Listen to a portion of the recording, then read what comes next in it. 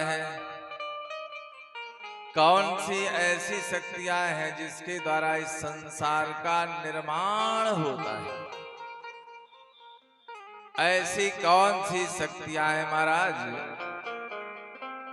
जो पुण्य का कार्य करते करते भगवान को तो पा ही जाते हैं,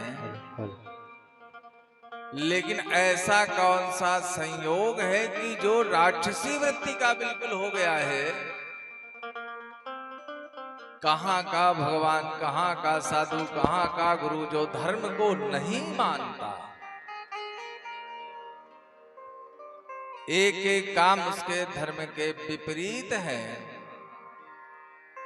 लेकिन इसके बाद भी वह परमात्मा, वह भगवान, वह ईश्वर, वह जगत नियंता, वह जगत पालक कितना दयालु है। उसके बारे में ऐसे परमात्मा तत्व, ऐसे ईश्वर भगवान के बारे में व्यास जी कहते हैं कि कम्बा दयालुम शरणम ब्रजे में। कौन ऐसा दयालु, ऐसा कौन सा व्यक्ति अथवा भगवान, ऐसी कौन सी शक्ति है कि जिसको मारने के लिए कोई आता है तो वह बदले में क्या अपना बैकुंठ दे देता है, अपना निज निवास देता है। महाराज आप लोगों ने कल की कथा में यह श्रवण किया कि राम और लक्ष्मण को विश्वामित्र नाम के एक साधु हैं, संत हैं, जंगल में वास करते हैं।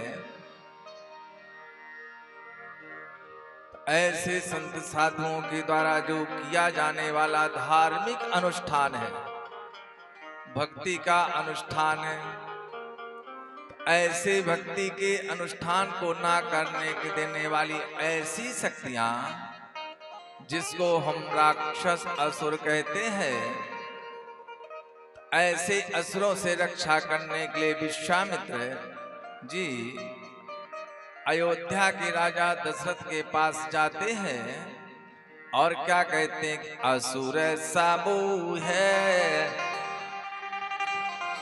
असुर समूह है सतावाहु मोहि।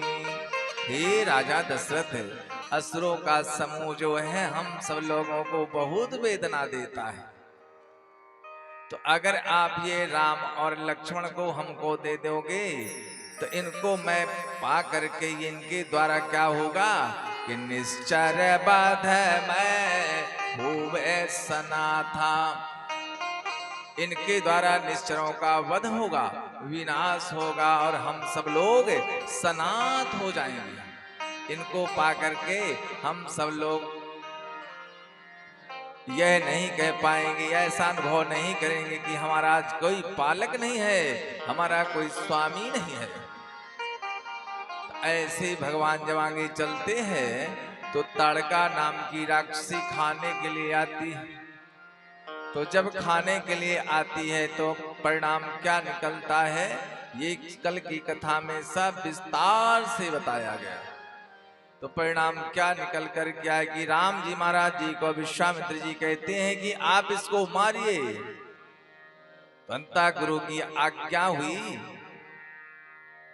और परिणाम क्या निकला कि एका ही बाण